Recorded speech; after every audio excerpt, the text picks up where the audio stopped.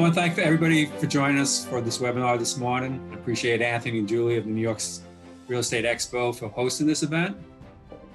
I'm Mike Boggiano with LendingOne. I will be your moderator today. I'm very excited and honored to participate with this distinguished panel of multifamily lending experts. This webinar is a little unique in that we're going to get different perspectives across the country on what's going on in the different market segments. So without further ado, our panelists are as follows. Craig Hall. Craig is based in Atlanta. Craig Hall is an executive vice president of CBRE's Debt and Structured Finance Group, where he provides creative financing solutions for small to mid-market multifamily real estate assets. Craig is a top producer for CBRE's Freddie Mac and Fannie Mae small balance loan programs and leads a seasoned team with deep expertise in the Southeast. Since starting at CBRE, Craig and his team have funded over 300 transactions and have been Freddie Mac's SBL's highest volume team in the Southeast since 2017. Craig, can you tell me a little bit about CBRE and the products that they offer?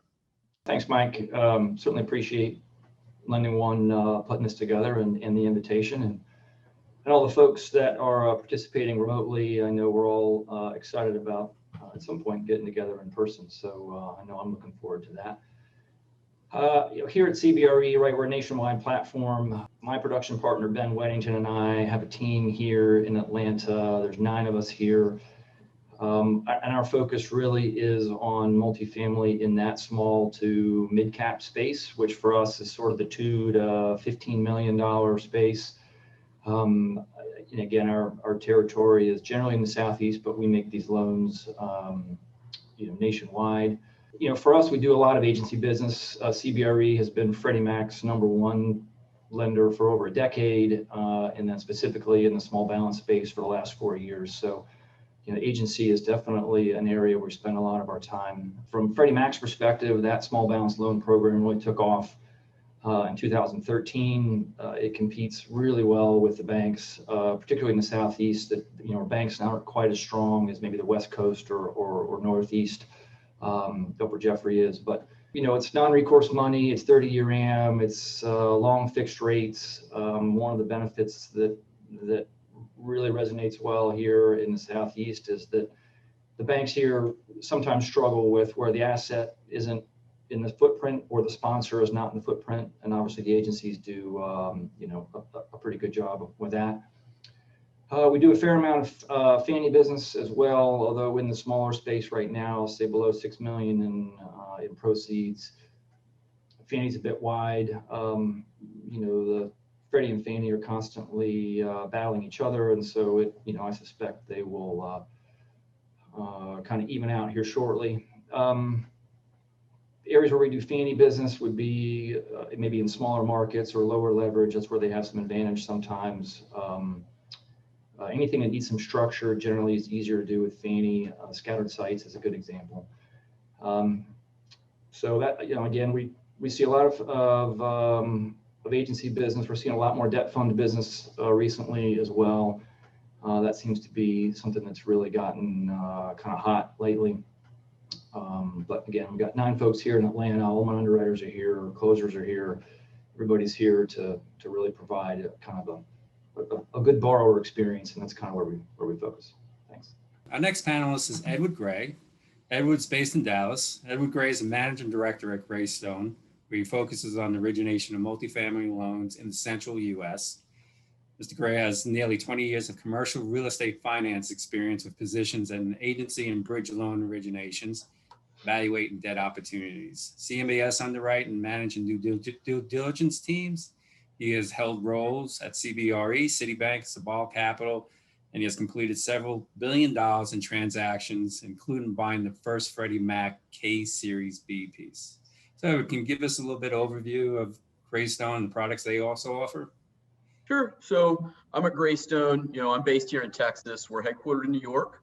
A little different. We're a family-owned business, not a little family-owned business, but we're a family-owned business, and so it's one of the great points about us is when we have issues and we get the family involved and things get solved very quickly so our clients get the best result.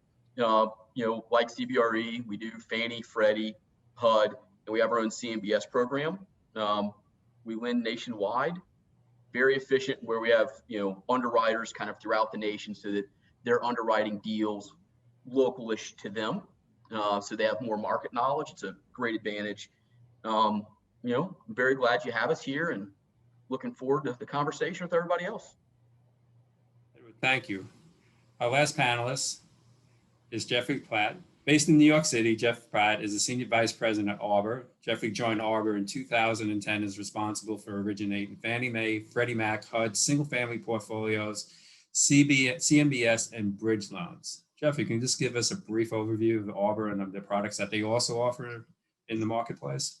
Thank you, Mike, for hosting. I think you just gave an overview of what Arbor offers, but essentially Arbor is a leader in the agency lending space. #1 SBL lender and Fannie small balance lender as well. Essentially, that is, I would say, our focus is on the agency space, Fannie and Freddie. We're also trying to get more robust on our HUD platform as well.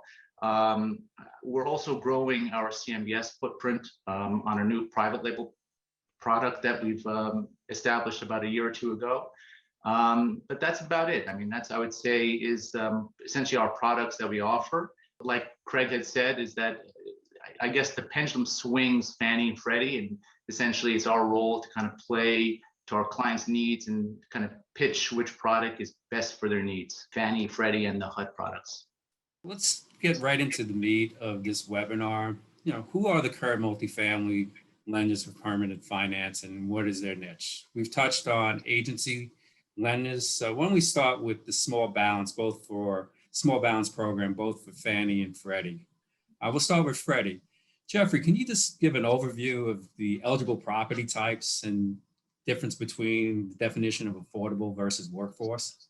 So affordable properties are essentially properties that have an affordable component as a restriction. So that would mean a property that either has a HAP contract or a LURA, land use restrictive agreement. Workforce housing, according to Fannie, Freddie, or HUD, is essentially any property that provides affordable housing in terms of the rent affordability. So right now, Fannie, Freddie have a calculator that we all calculate the rents, and we check to see if it qualifies based on the AMI, area median income. And it doesn't necessarily mean that a property has to have a land use restrictive agreement, a LURA, or a HAP contract, meaning an affordable property. But if the rents qualify, meaning that the rents are below a certain threshold of area median income, then it'll meet the mission, right? The mission that Fannie Mae and Freddie Mac have in the charter that qualifies for workforce housing. So it's a good thing for clients to be aware of if their rents qualify for this mission, that they actually are afforded a discount on some of their rates. So there's a distinction between affordable housing, right? Affordable or low-income housing, which has a HAP contract or a LURA, which is a deed restriction, which is a different type of loan product altogether. And then workforce housing, which is the mission-rich product. And that's market rate housing. It's just workforce housing in terms of that the rents meet a certain, AMI, area median income, meaning that your rents are low enough to qualify for quote unquote workforce housing. Thanks for that distinction. And eligible property types, obviously it's multifamily, but is there, does mixed use also qualify? Yes. So basically, according to the agencies, multifamily means any property that's 5 units or greater. Now you can qualify for mixed use, meaning if you have a commercial component, as long as the residential aspect is 5 units and greater. So you see that a lot in the Northeast, in New York City. You have a lot of properties in Manhattan specifically, or in the 5 boroughs, where you have 5 units or 10 units over a grocery store or a retail. So we can finance mixed use. Although over the past year, it's been a difficult struggle, especially with Freddie Mac and Fannie Mae, with properties having their retail closed. That's been an issue. Although now they're starting to loosen up and lighten up a little bit to allow us to count a lot of that commercial income. But getting back to your question, multifamily is considered 5 units, residential units and greater. And yes, we can finance mixed use where you have at least 5 residential units and greater and some commercial component as well. A lot of people interchangeably will use like affordable and workforce housing in terminology, but there is a distinct difference there. Correct. Appreciate that. Craig, for loan sizes, what is minimum maximum for Freddie Mac? And does it differ on different regions in the country? Is there a tiering process? Sure. So from a size perspective, Freddie Mac on their small balance platform kind of caps out at about 7.5 million. They try not to sort of cannibalize their SBL platform with their conventional platform. And so they try to draw a pretty hard line there. As far as how Freddie Mac ranks or rates their regions, they use top regions, which would be gateway markets like New York City, Boston, Chicago, LA, standard markets, Atlanta, Charlotte, Raleigh in the Southeast, for example, and then small markets and very small markets. And the reason they tier them that way is they're going to generally offer some pricing advantage in some of the, what I call better quality markets from their perspective anyway. And then also their underwriting tends to be a bit more conservative as the market gets smaller. So maybe leverage drops a little bit, underwriting, debt service coverage increases, that sort of thing. It's a risk rating per market. The smaller the market, the more conservative they are, and the larger the market, the more aggressive they will be in terms of offering leverage Sure. and better price. And I suspect they're looking at that based on the density of the renter population. So I get a lot of questions about what are the population requirements that would create a standard market versus a top market. And it's not really that simple. Their algorithm is proprietary, but it's generally based on the density of the renter population in those markets. Fantastic, thank you. Sure. Edward, what are the features of the small balance Freddie Mac programs in terms of, is it a fixed rate? Is it hybrid? Do they offer IO? Yeah, so it's pretty straightforward how Fannie and Freddie work. As Craig pointed out, which one to give the bottom. So it starts at $1 million on the small balance products and goes up to 6 on Fannie or 7.5 on Freddie. But yeah, it's a fixed rate product, 5, 7, or 10 years. Interest only is available. Generally 1 year on a 5-year, generally 2 years on a 7, and generally 3 years on a 10. Full term IO is available to lower LTV. And they do offer hybrid loans, which are 5, 7, or 10 years fixed, followed by a floating rate portion out to 20 years. Those loans are just fantastic for during a market dislocation like during COVID. The last thing you want to have is your loan coming due when the market's in a dislocation. So you can just float for a year or two and then refinance it when you're ready. Freddie waives the prepayment penalty during the floating rate period if you refinance with Freddie or if you sell it. I think that was a couple of years ago. So you have to double check on the loan docs on that. I think they may have changed that, waiving the 1 point prepay during the floating. I think that was in the early loan docs for Freddie SBL. They may have changed that where they waive it if you refi with Freddie. They've changed that. I may have made a few mistakes as a client. We will definitely be I was letting clients know as well that up until like very recently, and then I checked with Freddie, and I think they may have mentioned to me that their loan docs have changed, that they may not be waiving that 1% prepay during floating. But I may be wrong, but I would double check with Freddie. What is standard prepay in the Freddie Mac small balance programs? A decline in yield maintenance? Or? The standard one is considered to be the declining, the 5-4-3-2-1 or 5-5-4-4-3-3-2-2-1-1. For a lower rate, you can get yield maintenance. And there's also a weaker prepayment penalty. So you can structure your business plan to match your prepayment penalty. Safe to say that the Freddie Mac has flexibility in prepayment options. Correct. Fannie does as well. So they both offer that. So again, it kind of goes back when comparing the two. Right now, it's Freddie, pricing versus Fannie credit. Kind of which one do you want to work with? We'll get into Fannie in a little bit, but these loans tend to be non-recourse, correct? Yep, they're non-recourse, excluding the normal bad boy carve-outs. Okay. We've been talking about rates a little bit. When do these loans rate lock? Are they commitment? Are they a term sheet? When do the rates lock? Freddie locks the rate on an SBL at the signing of the term sheet. And so it's, you don't have any interest rate risk during that period through closing. The only thing that drives people nuts is that sometimes Freddie does lower rates during the process and you don't get the benefit of that. So it creates some stress sometimes, but it is fantastic to have the rate certainty from day one. And I guess, gentlemen, safe to assume rates still are historical lows in terms Yes. across the Absolutely. board. All right.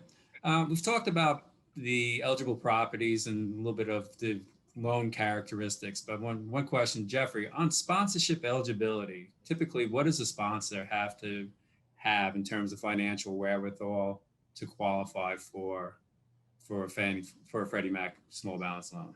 So small balance loans, typically, it's relatively similar across Fannie Mae and Freddie Mac, but typically they want net worth of the sponsor to be equal to or greater than the loan amount.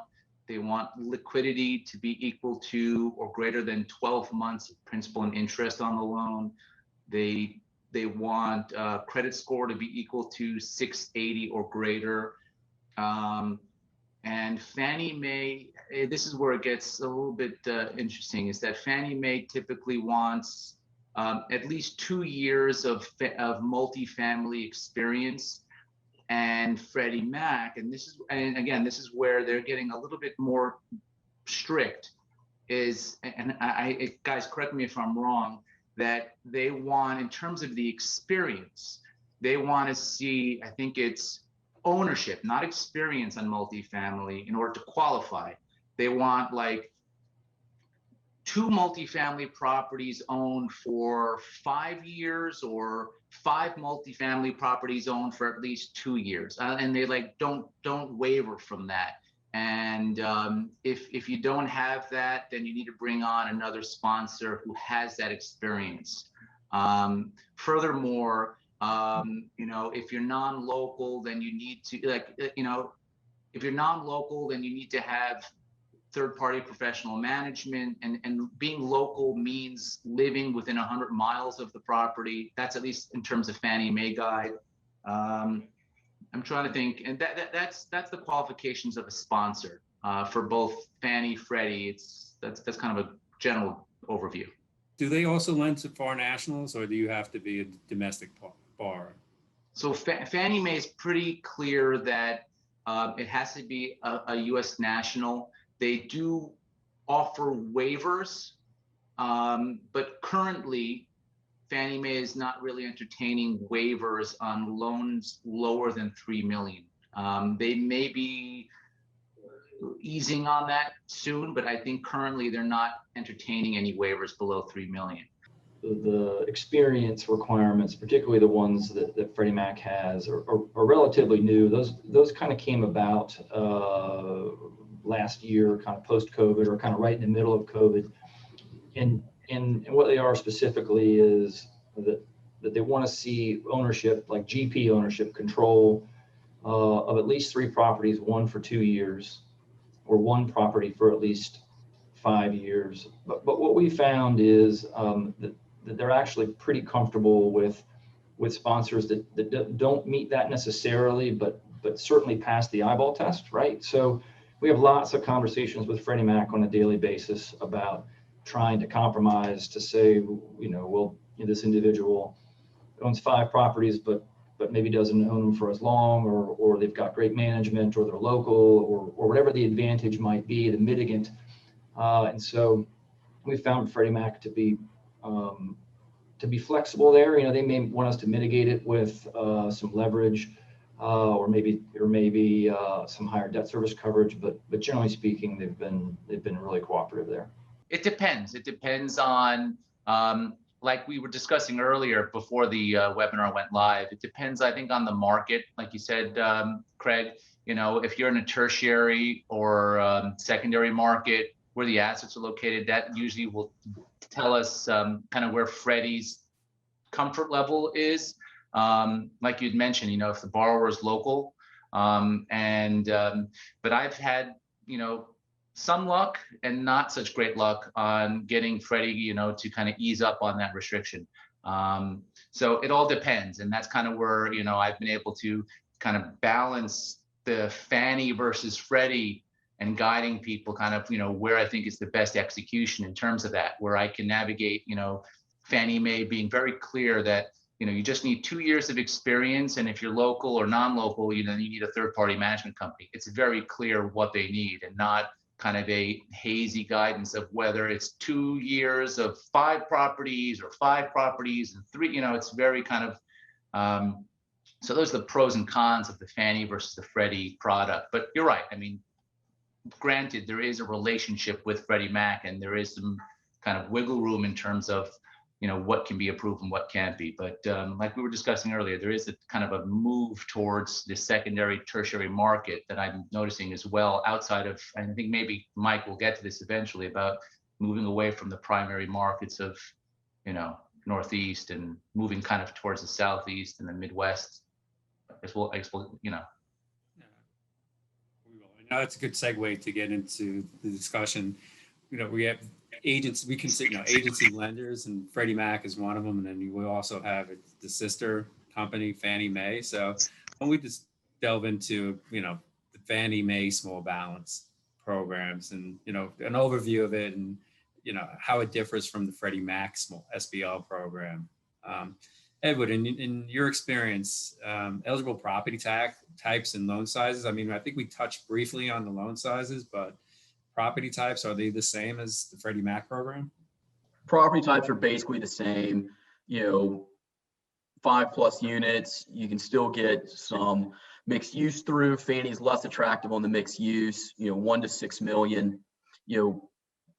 We recently closed a deal in South Texas where it's a portfolio. We took 1 Freddie SBL and 1 Fannie small for the same borrower at the same time. It just, that's where, having both tools like we all have, Fannie and Freddie, you just look at both and figure out which one's the right one that day. So I think that you bring up a good point, Edward, is that all of these 3 lenders here have access to both the Fannie, Freddie, and then also HUD programs. I know that there's SBL lenders that have one program or the other, but not both. So if it doesn't fit one program, then you have to go out and find another lender. But having the flexibility to switch back and forth between Freddie and Fannie is an advantage that you 3 have in the marketplace. Yeah, and Freddie actually just emailed me back. They currently, still offer the 1% waiver during the hybrid period of the loan. Forward me that email, because that's not what they told me when they came to our office a couple of months, last year. So forward me that email. To you. It says if the language is missing, please reach out. I literally just got the email. All right, so times are changing. All right, cool. That's good. That's good to know. So, okay, so then let's talk about markets, because I think that's probably the biggest difference between Freddie and Fannie, the markets that they serve. And I'm going to make this an open discussion. I mean, does Fannie have more of an appetite for the tertiary and secondary markets than Freddie, or how do they view those markets? I would say that they do, because like Craig had mentioned earlier, that Freddie Mac segments the market into top, standard, small, and very small. And when you get into the small and very small markets, Freddie Mac limits you and caps your leverage and the coverage, and it also restricts your rate. Not restricts it, but puts a higher rate on those deals. So in essence, it does limit kind of where they want deals to be financed in terms of the market. Whereas Fannie Mae doesn't work like that. They see the market as a national market, and then they have pre-review markets, where specific markets where they will limit leverage and coverage.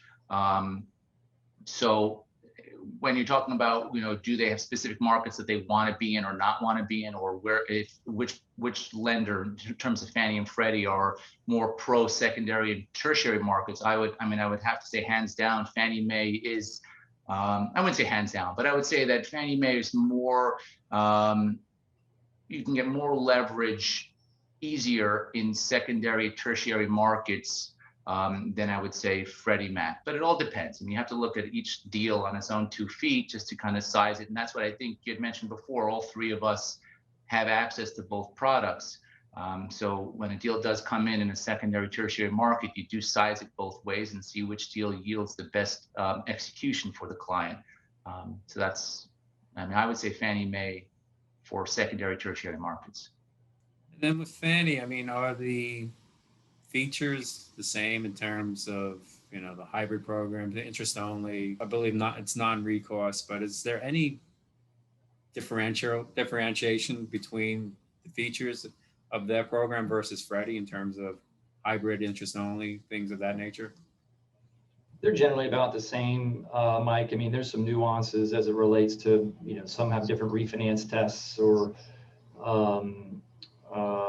you know, interest rate stress tests or minimum debt yields and things and how they size the deals. But generally speaking, the structures are very similar in the small balance space, as well as when you get up to the, you know, the middle market space and you know, and more traditional conventional ones as well. And then sponsor eligibility, Similar. we touched on that briefly before for the experience, net worth and liquidity, and the domestic versus foreign borrowers. Anybody want to add to that previous discussion? Or I think Freddie's a bit more flexible on the foreign nationals. Yeah. So that's probably maybe a little advantage there. Your pricing right now for Freddie Mac is significantly better than Fannie, so there's an opportunity there. They're tinkering, right? So when COVID struck, right, the agencies were getting more calls for forbearance than they were for new loans, and so they had to find a way to do business through the crisis, the pandemic. And one of the big ones was a debt service reserve. So that's been a real struggle for investors, having to put up you know, as much as a year or even 18 months sometimes with Fannie of principal and interest payments. But that pendulum has swung back significantly. Even yesterday, Freddie Mac came out with some revisions to their reserve requirements that are they're about half of what they were the day before. So huge positives there. You know, again, as difficult as it's been for all of us to operate, you know, in this environment, I think we're all blessed to be in this environment, right? Where we got good markets, multifamily has been super active. The rates have been great. You know, our conversations before this were just about, you know, generally what's going on in our markets and how busy everybody is. And I think that's a testament to just being in this kind of B and C multifamily space, which I think has got a lot of legs. Now, my next question, and I think we already answered this, so I was going to say, why choose one over the other, Freddie versus Fannie? I think if there's anybody listening to this and you have a multifamily transaction, the best course of action is to give one of the three of you guys a call so you can determine the best fit for it. And then also, if you're a mortgage broker, you can't go directly to Fannie or Freddie. You have to go through a delegated lender such as yourselves to be able to get financing. So my recommendation is, if you're going to choose if you're on the fence and choosing either Fannie or Freddie as a broker or as a borrower, give one of three of you a call and let you guys decide what is the best fit, as opposed to going to a shop that only has a Fannie small balance or a Freddie. You guys will choose the best program for the borrower that's available to them. We present both every time. I mean, that's really the best way to do it. Yeah, we're actually taking in some CMBS quotes right now as well. You know, we're working on a deal, you know, tertiary Houston, you know, far outside of town, where it ended up making more sense to take it CMBS than Fannie or Freddie. So, I mean, you know, we're able to use all of our tools in the bucket to make sure that, you know, the borrower gets the best option possible. We talked about the small balance, and then we talk about their conventional program, and I guess it starts at where they cut off on the maximum loan amounts. And then is there a maximum loan amount for either Fannie or Freddie, or how does it differentiate between the small balance? I frankly would love to find the maximum loan amount. Has not been my problem yet. I keep looking for it though. One day I'll try and find a loan that's the max amount. I don't think they have caps, because I think it was earlier in the year, there was a For- shop that for- did. Mike, One point- are you talking about on the conventional or on the small balance? Because the small On the balance. conventional. Oh, on the conventional, yeah. Yeah, I guess Ed's right. We'll try to find that one day. Well, they do have, and maybe what you're talking about, Michael, is the agencies are capped in the amount of volume that they can do on an annualized basis. And that's been a big news lately, right? So their caps were adjusted down just slightly, for this year, and those caps are basically a function of how large the FMHA wants the agencies to participate, right? They don't want the agents to be 98% of all the loan volume, right? They try to limit them, so they measure the size of the market and then limit the agencies to participate at some level they feel comfortable with. Let's say it's 35 or 40%. I don't know that number.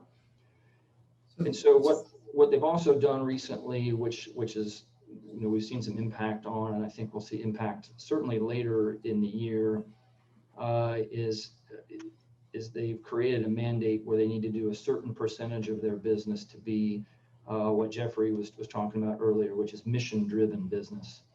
And what we kind of call that is capital A affordable is deed restricted, and then lowercase a affordable is really more kind of naturally affordable.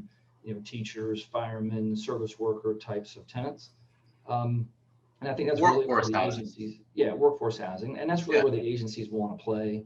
And so, from our perspective, and probably, not to speak for Edward and Geoffrey, but in this B and C space, a lot of what we do is mission driven, and so it's welcomed, right? Because that's really what they're trying to do and help solve this affordable housing crisis. So I don't know if that was your question or not, but on the small balance side, we don't move the needle quite as much, right? $3, $4, $5, $6 million loans are not moving the needle and impacted as much as, let's say, the 50 or 60 or $70 million loans that they might do in the conventional space. So we're constantly at CBRE watching those volume targets and advising our clients that, hey, look, the window may be closing soon, so we kind of need to act quickly. But as of now, they're running a little hot, but we'll see what happens later in the year as far as availability goes. Yeah, I mean, Craig hit the nail on the head. If it's much more serious answer than mine about trying to find the biggest loan we can do.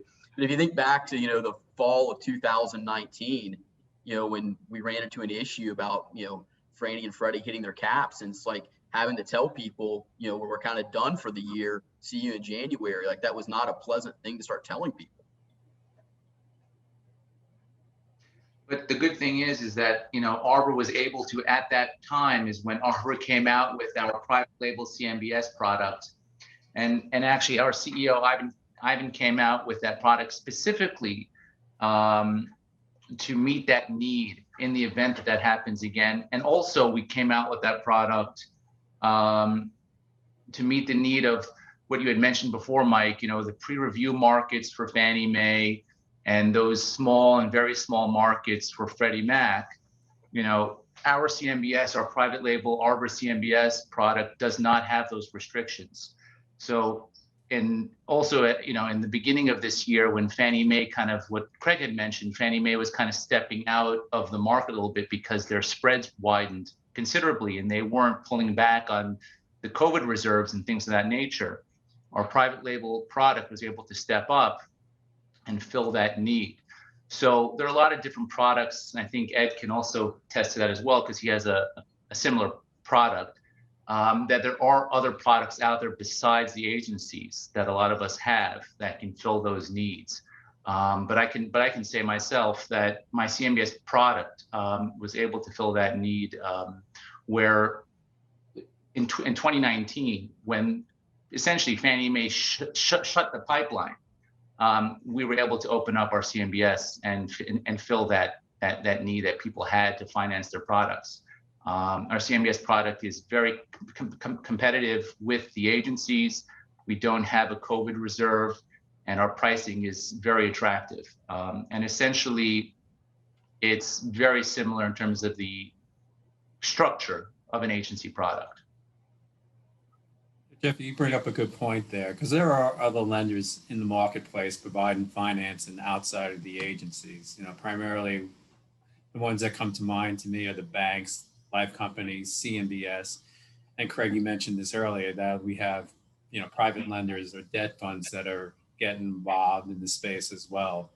I mean, what are the benefits of, for example, a bank over the agency? Why would you take a client to a bank versus taking them to the agency today?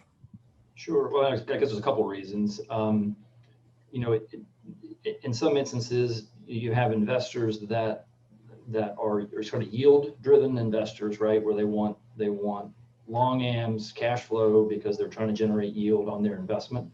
Those are generally great for the agencies and CMBS if that's kind of the last option. And then you got lenders or investors that really just want to pay down debt as fast as they can. They're not really after cash flow. They want to plow every dollar that they get sort of back into equity. And so banks are a great spot for that, because generally the bank's going to have lower AM options or even require a lower amortization to pay the debt down faster. Other areas where banks are great is for your first deal, right? If you've never had a multifamily apartment or been in the commercial space and you're trying to get your first deal done, the banks are a great option there, because on the agency side, on the CMBS side, and the non-recourse side, all we're underwriting is that specific asset and that sponsor's ability to execute the plan. On the bank, it's a full recourse, generally speaking, at least in the Southeast, it's a full recourse environment. And so if you're a stockbroker and you're making $400,000 a year, and you've done that for year over year over year, and you're going to get this gentleman's personal guarantee, if he's going to buy a 10-unit property and it's his first one, that probably doesn't work out, no big deal, because he's got tons of money coming in from other sources. And so the banks can kind of look at that as at a global environment, where the agencies and CMBS really look at it specifically. So those are two areas that I would think that would be best fits for the bank. I guess maybe the third area would be, you've got an unstable asset, right? And there's a construction component involved in it, right? So you're going to acquire the asset, and then you're going to need $10,000 a unit to upgrade the units, improve the rents, transform it. So a bank would be a good option there, or certainly a debt fund like LendingOne or LendingOne, and all the debt funds that are out there, that are doing that type of business. Read this morning, there was an article where the private lenders and debt funds now are competing against the agencies in terms of offering greater leverage. And then their spreads have come in as well. Are you seeing more of the debt funds and private lenders coming into the space, competing directly against the agencies and the other capital providers? Absolutely. I mean, we see that every day. It's, the debt funds are just able to be so much more aggressive right now. I was literally making those phone calls yesterday for a client, and when you're having someone tell you that they're going on essentially a bridge loan down to LIBOR 250, it's just kind of amazing to me that they're able to get there and they're willing to lend the money. Yeah, and what's creating that leverage is where the underwriting requirements of the agencies are looking at it on an amortized basis on in-place rents. The debt funds are not necessarily looking at that way. They're looking at the cash flow on an IO basis, or frankly just what the exit's going to be, right? And so the focus really then is driven on the sponsor's plan, their experience, and how that specific property is positioned in the market. So, they're able to lend on kind of the future promise of what this property is expected to do, versus the agencies kind of looking back to how the property has performed in recent months. Craig, I think you just gave the pure definition of the My Loan program here at LendingOne, because we provide financing on an interest-only basis, and we look to what the exits is going to be. And normally it's to one of the agencies going through you guys for refinancing, but we're able to offer greater leverage because it is on an IO basis. And do you guys, all three of you, have access to, to various capital providers, the banks, the life companies, CMBS, and then private lenders as well? Absolutely. Yes. Fantastic. So another reason why any of our listeners in the audience should be in contact with you guys. All right. As a general discussion, what are you guys seeing? I mean, you guys are all sitting in different parts of the country. Any specific trends you see in terms of like refinancing or acquisitions or new builds? Yeah, I mean, we're seeing some pretty cool stuff in the central portion of the country. I mean, people are very active. We're definitely, sizing a loan just yesterday for a California investor coming into Texas for the first time. We're still seeing, people coming here for, I don't want to call it chasing yield, but, buying advantageous deals here. It's still great buys. I feel like, it's comical. I live in Houston, Texas, one of the fourth largest city in the nation, and it feels almost undiscovered sometimes to outside investors. There's lots of great things still happening in the market. Southeast is similar, right? There's even sort of, pre-pandemic, there's been in-migration from a population perspective. So rents have been fantastic in the Southeast. Yields traditionally have been a bit better than gateway cities, kind of like Edward was saying, with the Southeast or the kind of the Mid-South and Midwest. And then you mentioned refinancing versus as acquisitions. And we all might be a little bit different here, but from my perspective, we've been fairly balanced. In the last couple of years, some big refinance portfolios have sort of tipped the scales a bit. Certainly seeing some refinance activity now because the rates are so low, and the low rates are contributing to two things. One, obviously interest rate savings, but the lower rates are also contributing to lower cap rates, right? Which is creating value increase, which is providing equity, additional equity and cash out to these investors that really have owned these properties for a relatively short amount of time. So, the Southeast has been a strong market, for a while. Yeah, I feel like we've seen a lot more refinances lately, but there's not as many properties available in the acquisition market. And so when they do become available, like, Craig said, there's a feeding frenzy, which pushes the value up, which in turn pushes the value up of the refinance property. And I feel like that's been the biggest issue we felt as far as people saying acquisitions, is that the sellers don't necessarily have the replacement property to buy when they sell. And so I feel like for us, we've seen a lot more refinance business lately than acquisition, just because there haven't been as much transactional volume on the sales side as we would hope. Right. In the cash that you take out in a refinance, right, you don't have the tax pressure to exchange into something else. So we have that conversation quite a bit as well. Geoffrey, what do you see? I mean, you're in ground zero of the pandemic, New York City. Yeah. So I would say is that, obviously everyone's aware that New York took a pretty big hit over the past year in terms of rental income and just rents and commercial income with stores and retail being closed. I would say probably in the past 2 weeks, rents have increased significantly. There was a large inventory of rental units on the market for months. People couldn't rent their units. And like I said, in the past 2 weeks, everything's been absorbed. A lot has, and rental prices are on the rise. Like Ed had said, majority of the stuff that I've been doing are refis. It's interesting, a lot of the stuff that I'm doing in the Northeast, I do lend nationally, but a lot of stuff that I had been doing in the Northeast has been refi cash outs on deals that have been bought over the last year or two and have been renovated and refi, raising rents and major renovations. Mostly New Jersey, not so much Manhattan and the 5 boroughs, because it's sad. It's just that the politics in New York City, unfortunately, fortunately, unfortunately, I don't want to get into that conversation, but I had a deal where I financed it for somebody, for a client of mine a couple of years ago, and rents have remained relatively flat over the last 5 years because of rent stabilization and rent control laws. There is not that much growth in terms of rent because of the laws, and the laws aren't favoring, landlords and owners really in New York City specifically. So a lot of the deals that I can do on Fannie Freddie, because of the way that the underwriting is structured, is mostly outside of New York City specifically. So a lot of stuff that I see is New Jersey, New Jersey, Newark area, Irvington area, Connecticut, things of that nature around New York City.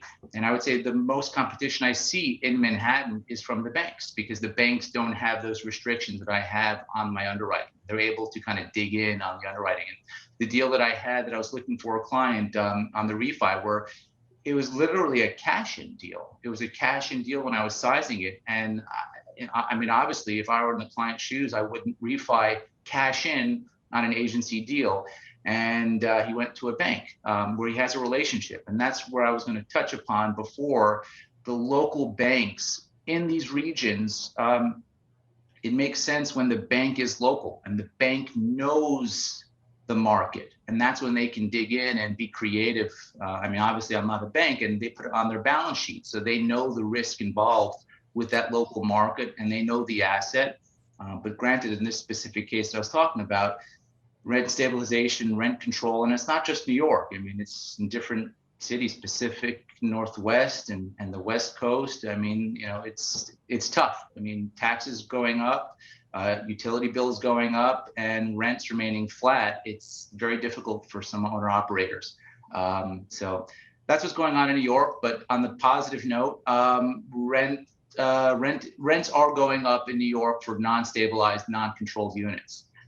So there are some positive things on the horizon in New York City in the Northeast, and yeah, I mean, that's basically it. Bring up a good point there, Joe. I mean, what are the more challenging deals to get done in this marketplace? So property types, student housing, assisted living, construction. So student housing and seniors have been, I mean, you guys can correct me if I'm wrong. I mean, those were basically on a no-fly zone list or no-go list with the agencies for like the past year. They're starting to, I'm getting rumblings that they're starting to be okay to look at them on a case-by-case, yeah, I mean, they're starting to look at them. But like student housing for sure was no-go, and seniors was no-go for the last year. But they're starting to open up. I suspect that improves dramatically. I've got a kid going off to college this year, and it's a waiting list to get into the dorms, and the demographics as it relates to seniors housing is super supportive of that. It has to open up. It has to. They have to open up. Problem. Yeah. Yeah, I mean, on both seniors and student, there's a big split in ownership. For institutional ownership, they still get institutional deals done. I'm not saying with no issue, but institutional deals still get done. But when you switch to senior or student at the private client level, those deals are much more difficult to get done. We pitched a football school student housing refinance for a family that owned the property for 20 years. It was their only student housing asset, never mind that they owned multiple deals in market. And that one was a very difficult deal to get a quote on, period. And we were only able to get a quote at 55% at a 155 cover. I mean, there's a huge difference between bringing in a gigantic student operator and the private client borrower. There's a disconnect still there, and it's I assume over time that they will come back to being closer together. But right now, that the private client student housing operator is in a difficult spot. We passed on a deal in the last 2 weeks. Again, for a private client student housing operator, been in market for 20 years, but we couldn't get the leverage that they needed. So that's probably going to a bank. But see, that's the challenge. What I was mentioning earlier is that a local bank knows the market. And sometimes the challenge that we all face with Fannie and Freddie is that they think on a national scale, and have their blinders on and they think student housing, okay, no, I won't touch it unless it's that, 55. I got the same issue. I had a guy who owned a deal, I think it was in near Penn, not near Penn, near, well, wherever it was his only family, it was only a property there, family owned for like 20 years. I got the same story. We'll only do it at like 50 something leverage. But they didn't understand that this property had full occupancy and no issues, and they just weren't willing to talk at all. But a bank knows the asset, knows the market, and they're willing to budge a little bit. But look, let's see what happens in the next couple of months, and we'll see if they open up again. I think we have time for one more topic of discussion. It's going to be brief because we're coming up on our time limit. We talk about ground up construction. Is HUD basically the only game in town right now in terms of providing finance? And I mean, it's very attractive. I'll let you guys chime in on that. No, I mean, I love the HUD 221B4 product. I mean, it's a fantastic loan, but right now they're so backed up that if you submit a deal to HUD, it's not going to get picked up at HUD until September, possibly October. So, I mean, I would feel right now that conventional bank financing, while not as attractive, is probably the better play for a lot of people who need to get their property out of the ground. I think it all depends on what type of construction project that the client is looking for. Arbor has an SFR construction product that we can offer for single family, but it all depends. It's a custom. It's a product that I can customize.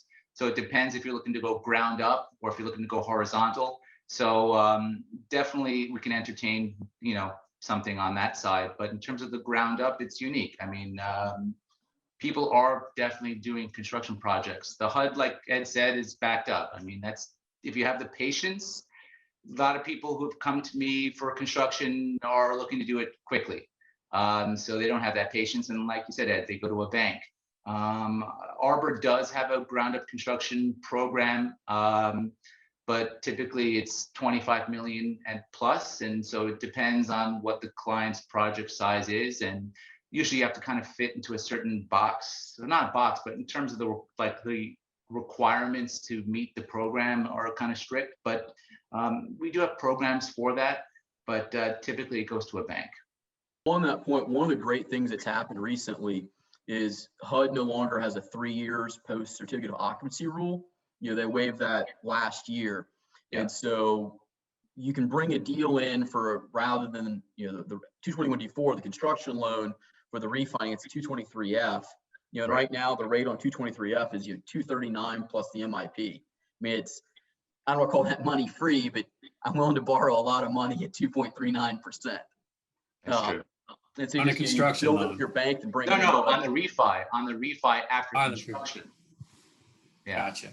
Because HUD used to have a 3-year waiting period rule where after you did construction through a bank, not through HUD, you'd have to wait 3 years before you could do a refi. They got rid of that rule. So that's what he's talking about.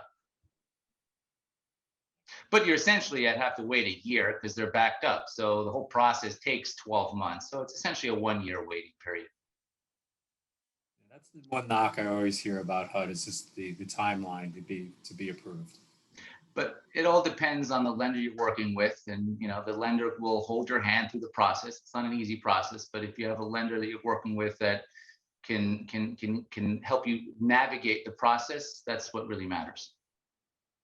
You touched on briefly, it's become a new asset class, and what I view as multifamily is a single family rental, where you've seen it become more of like an institutional asset than traditionally that it's been, mom and pop operators. I mean, they still control the mom and pops, the vast majority of the market, but we're seeing more and more institutional owners come into the market, not only owning the properties, but also what we just mentioned, build to rent properties as well. So that's an interesting development over the last, let's call it 3 to 7 years, but we've seen more of it in the last 12 months than we've seen previously. Yeah, I mean, SFR feels like it's about the trendiest product in real estate right now. If you can get that going, that's like what everyone's looking for. and it ties in so well to COVID. I mean, who doesn't want to have a house, you know, little yard rather than being an apartment? I mean, it's the on-trend product if you can get it going. Which is a bit ironic because, you know, you think about obviously most of the clients that we work with, at some point in their career, they graduated from single family right into multifamily, and now the market is shifting back. I think it was Freddie Mac a few years back piloted an SFR platform, and CBRE built a business around that, unfortunately, Freddie wasn't able to continue that pilot. But through that, we developed a lot of relationships with folks that lend on that type of space. I think as much as the investors are coming in, there's also a lot of debt opportunities. Mike, I know you guys do quite a bit of that as well. So, Geoffrey, I think you guys were part of that program initially too, way back in the day, correct? Yeah, we were, I think, part of the pilot program on the Freddie SFR space, which kind of phased out. So we actually built out our own SFR perm loan product, which we're a leader in the space as well. We also have a construction product on the SFR. And that product is gaining a lot of momentum now. And like I mentioned earlier, that the spreads on that product have tightened considerably. So it's getting, a lot of my pipeline is based on the SFR, loans, and it's definitely a lot of stuff that I'm seeing right now for my clients. That puts us at the hour. I want to thank you, gentlemen, for participating in this webinar. I also want to thank the participants for taking an hour out of the day today to join us in our discussion. We have a few questions, but we're gonna answer them offline because they're deal specific, and I'll forward them on to I'll forward them on to all three of the panelists for them to respond back to the investors or to the brokers. Okay, and gentlemen, thank you again. Thank you, Mike. Thanks, Mike. Thanks, Thanks, everybody. Thank you. Take care.